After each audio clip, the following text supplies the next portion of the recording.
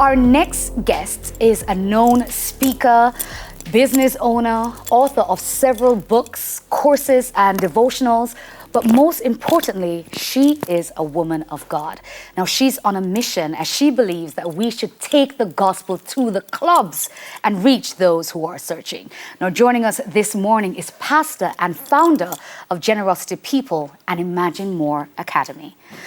Hello, Pastor Sarah. Hello. I'm loving the green. Thank you. What you have going on? Yeah. She had the green and whatever you're wearing. No, I mean when people hear clubs and people hear gospel and church and the Bible, it's like two extremes. Right. So tell us a little bit about your journey, your story, and how did you get into just your faith? Yeah. Well, I think honestly, I am the daughter of Tommy Cowan and Valerie Cowan. Both of them were in music, and my bonus mom is Carlene Davis. So we were in entertainment all of our life. I was not raised in church. I don't even know if I knew what church was, quite honestly. we were raised on, Jah Rastafari, Haile Selassie, ever living, ever faithful, ever sure. Yeah. So, and my mom ended up struggling with drugs. And I did not know she was struggling in drugs. I just really thought she hated me. I didn't understand when she was on or when she was off. And my parents had a divorce when I was small, and I ended up having to live with her. Then I lived back and forth, just depending on really how stable she was, or if she was here, even in the country or not. And at 13, I ran away from home. Okay. So I ran away from home because at that time we used to, maybe they still do it, I don't know, but they used to have all these big parties in Ocho Rios on the weekends, on Easter weekend. And they still do. Yeah, that was before Carnival. Carnival wasn't there yet. Is that, I'm kind of dating myself. But anyway, so I wanted to go, and I was only like 13. And so my father happened to be home that particular Easter weekend, when normally he would have been touring or in some other country or doing something else. And I said, I'm going. And he said, you can't go. You're 13. Yeah. I'm like, whatever. Yeah. So I decided that I was going to go with another friend who was much older than me, this girlfriend. And when I went there, ended up getting trapped in a room with a bunch of boys, and I nearly got gang raped. Now, along that way, I had been molested, by a neighbor, by different people. So I wasn't unfamiliar to sexual assault or sexual trauma, but was able to escape that one. Okay. But when I came back, my mom kind of found out that I had ran away and I was clubbing. At the time, that club was Sea Witch. That's way back. That's kind of over there.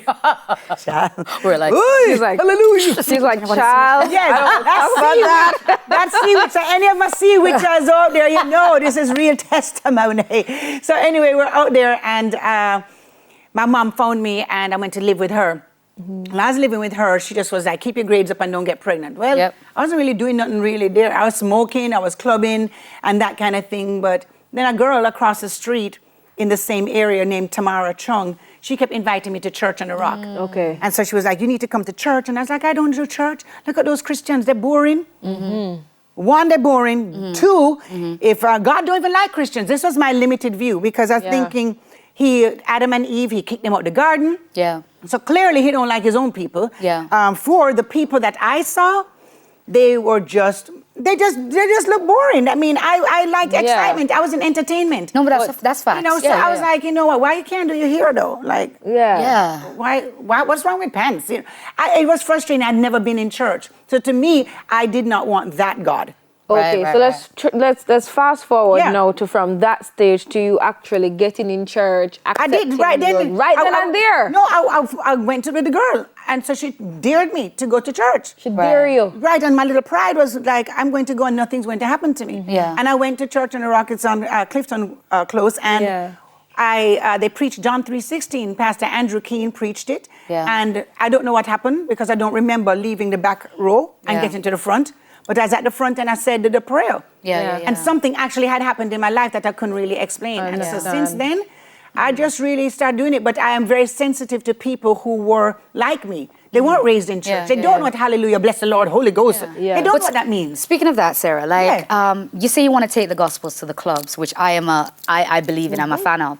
But do you find that young people now, are they gravitating, in your opinion, are they gravitating towards Christianity or away from Christianity? In my particular opinion, and this is an opinion, I think they're going away. Because I don't know that we are practical.